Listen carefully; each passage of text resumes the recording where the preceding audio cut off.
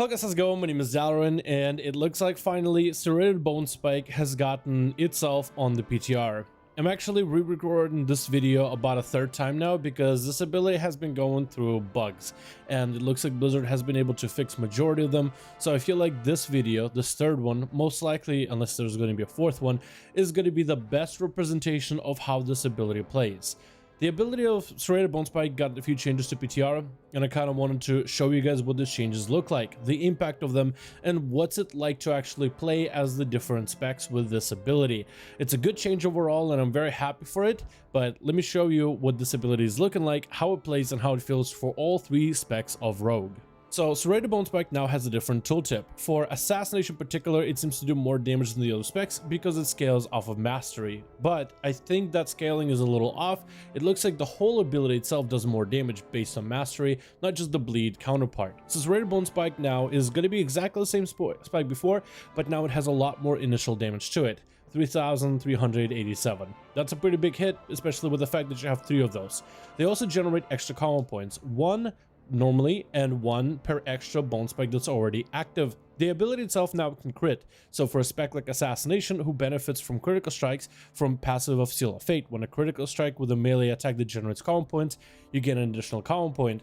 That means for Assassination Rogue, Serrated Bone Spike with its extra combo points per active spike can actually generate a ton of combo points for Assassination in particular. The way that this ability works, and we're going to use these guys kind of like a live training dummies out here just to show you how it functions. So when you first get in combat with an enemy and you throw the spike, it sometimes generates 1 combo point, but it's supposed to generate 2.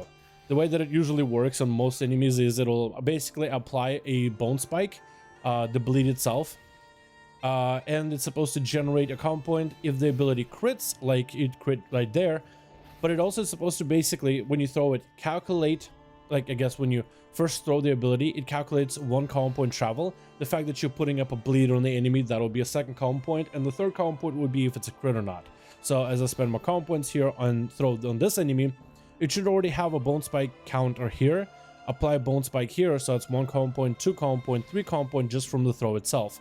This doesn't work consistently, so at least on PTR it doesn't, and I'm pretty sure Blizzard is going to end up fixing it. But that aspect of this ability, if you are testing this on PTR, like right here, gave me only 1 combo point, doesn't consistently work. But the ability can crit, it can generate a combo point from the crit, it does do more damage, and it generally, most of the time, as long as you're in combat with a target, so as long as it's not your first hit of Bone Spike, your first ability, it should generate combo points properly. So a lot of that has been fixed, but now let's take it to train dummies to show you how it feels for each spec.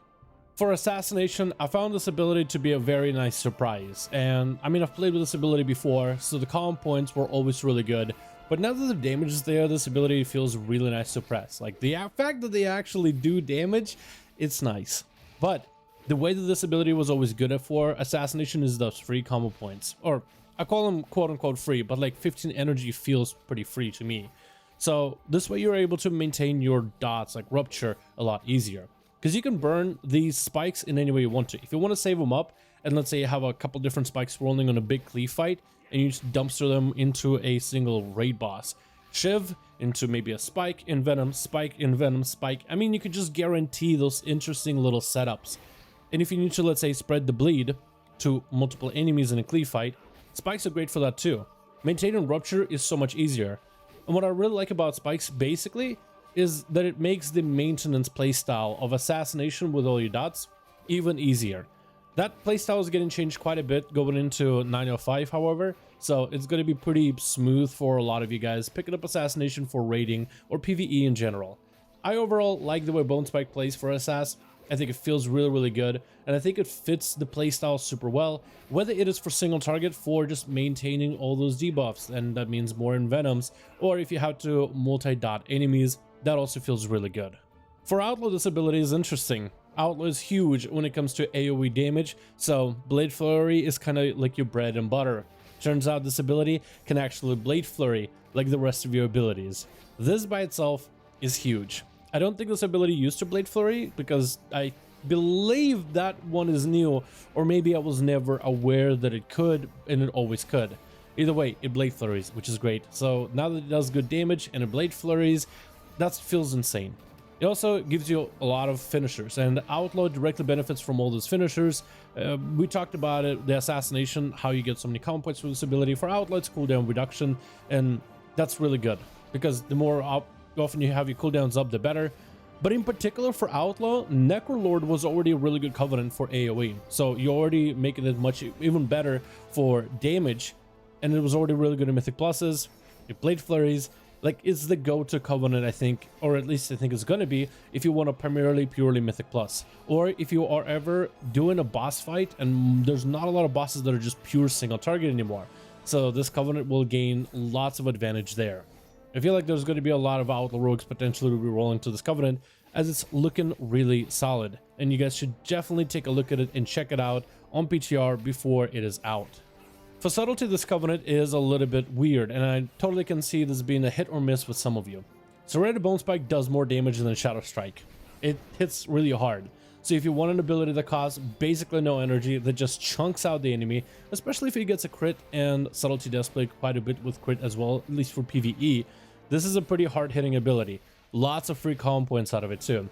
So the only biggest draw away from this ability is it doesn't synergize purely into your burst. Like, you can't actually get benefits of the damage increases from Shadow Blades when it comes to Bone Spike. So I personally feel weird about it. Blizzard might adjust in the future, but playing the pure single target build of subtlety, using this ability, I was not quite sure exactly when do you Bone Spike. Do you spike at the start just to get a charge rolling? Do you spike during your burst? Does it matter whether you have Shadow Blades or not?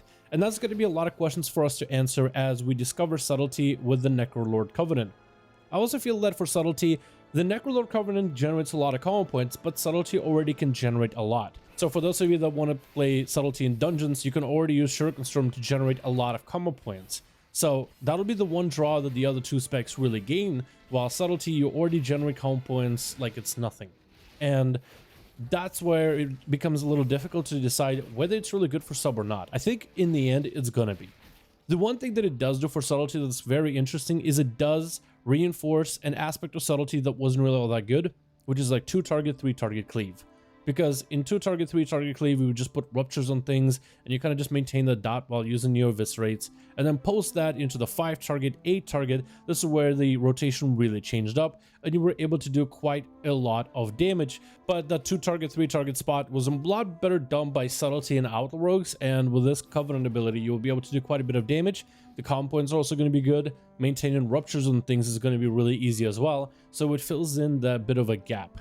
So great single target for the cleave playstyle, and I don't really know how I feel about it for pure AoE for subtlety. I mean, it's common points, it's really free and easy. It is extra dots that you're putting out. They do quite a bit of damage, but in most of your rotation ends up being Shuriken Storm, Black Powder, Shuriken Storm, Black Powder. I just feel like it's going to be kind of difficult to fit this ability in between of that busy rotation.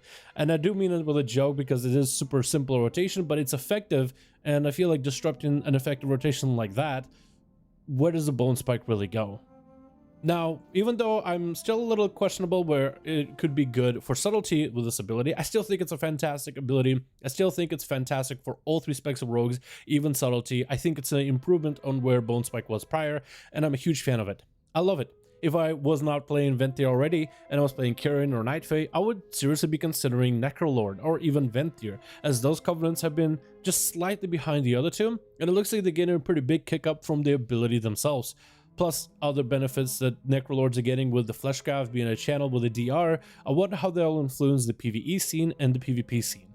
But if you're someone who always wanted to play a Necrolord rogue, I almost want to say with almost 100% positive confirmation that 905 Necrolord is going to be the way to go. If you wanted to play it, I think it's going to be less of a meme and more of a real playstyle, but we'll have to wait for sims and final tunings because you never really know with Blizzard. Sometimes they put something out on PTR and everything looks good, and as soon as it comes out to live, they hidden nerf something at the very last second, and then you're like, well, there goes my plan. So we'll definitely be on the lookout for this one. I'm a huge fan of this ability. Let me know your thoughts in the comments below. Thank you so much for watching. I'll see all of you in the next one.